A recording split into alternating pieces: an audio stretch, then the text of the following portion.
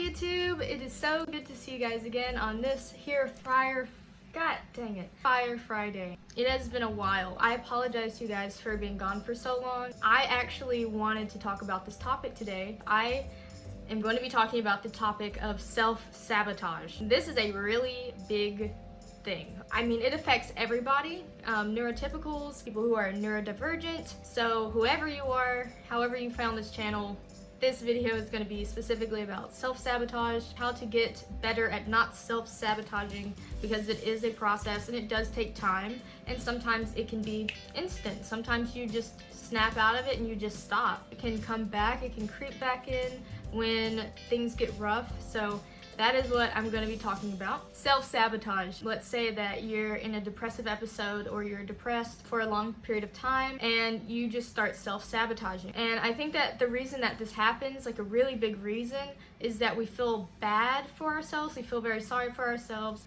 Maybe we're not making as much money as our friends. Maybe our friends are getting married, having kids. I remember a point, it was like everyone I knew was going on vacation and I was like paying off debt. And so it could be literally anything. I can't really speak on why it's happening to you, but let me describe what self-sabotage is. I don't think I did. It's in the words. Let's say you know that you need to pay a bill on this date. You kind of get excited while you're shopping and you buy $300 worth of things and you're just like, I can't return these. Maybe it's final sale, or maybe, by the way guys, you can return most items, just keep it with your receipt. Now it's like, oh, I feel bad because I have this bill due. Then I feel extra bad because I just went out and spent $300 and the adrenaline rush from that is now gone, and it's just the cycle. So self-sabotaging is really the cycle that's very hard to get out of. But it can be in any area. It's not just about spending money. It could also be with school. You didn't study for a test and then you go in and you're like, I think I can do this. I think I can do a good job on this test.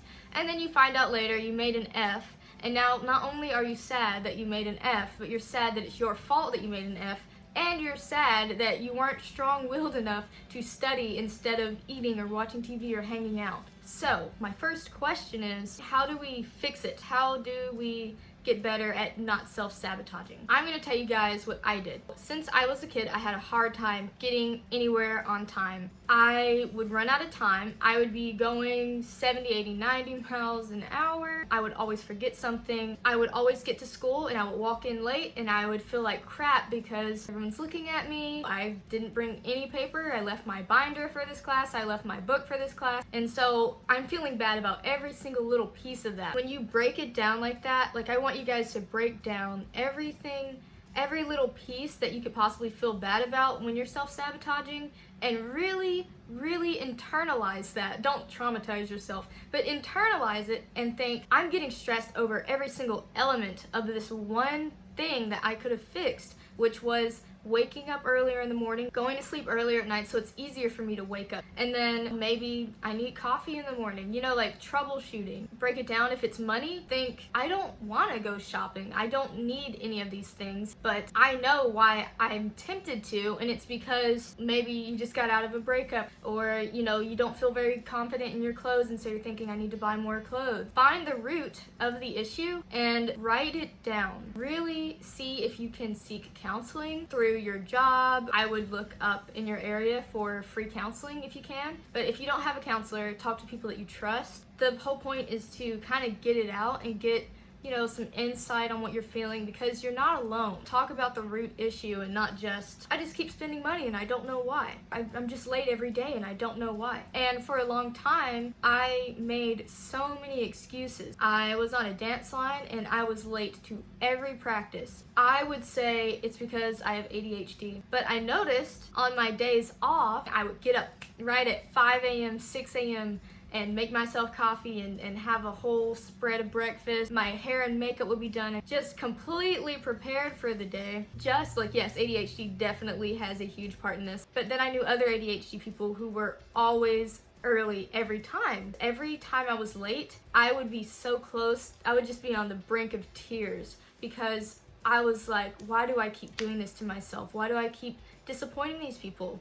I would be late to dance line practices and everyone's looking at me like, why is she always late? Never early. The only thing at that time that made me stop being late was the guilt that I felt. It made me feel so bad to see other people be so disappointed and frustrated with me that it made me want to change instantly. Don't always believe when someone says it's going to take you years to overcome, your depression, or it's going to take you years to get out of poverty. It's going to take you years to do this, to do that, to change yourself. Some people stop smoking cold turkey. They just decide, I'm not doing this. So don't always believe that it's going to be so impossible for you to change, but you have to find what that motivator is. For other people, it might be just anger, like, this person really pissed me off and I'm not going to do this anymore. I'm going to change. If your cycle of self-sabotage deals with, I always say yes and I don't want to go to this place, if you're constantly doing that, you're going to put your body in a very strained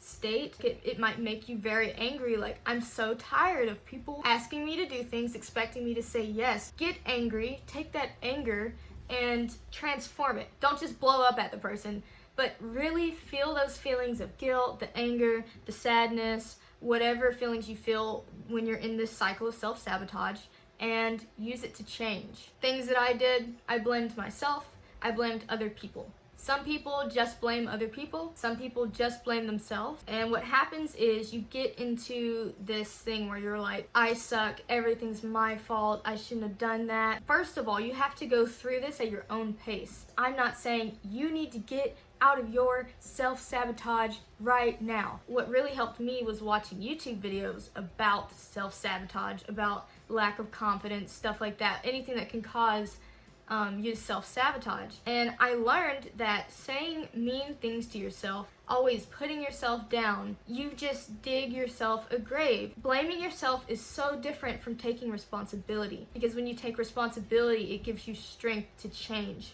But when you blame yourself over and over and over, you just beat yourself up. I felt like I needed to be saved by someone else, or someone else needed to help me to get out. In this life, all we have is ourselves at the end of the day. And we have people in our circles that are close to us, that love us. We can't always depend on them. When we are falling apart, I'm shaking my phone. When we're falling apart, you want to call for help. But all the rest of the time, you're gonna have to keep pulling yourself out of those cycles. You're gonna have to help yourself versus constantly falling apart, which I have a lot of experience with. So do not feel alone if you fall apart a lot. It is especially important for you to take responsibility for your actions and grow with it, because you are susceptible to, really beating yourself up more than you're supposed to, more than, someone who's neurotypical might. You have to take very good care of yourself. So what concrete steps can you take to get out of self-sabotage?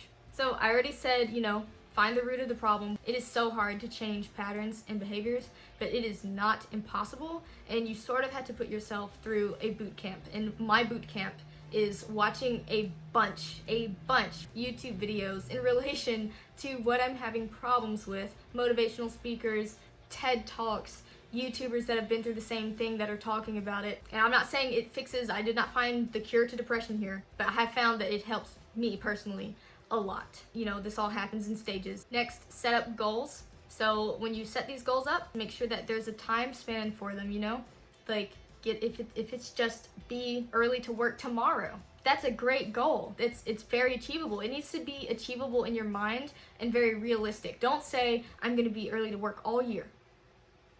I'm only gonna spend, don't say, I'm not gonna spend any money on clothes this month.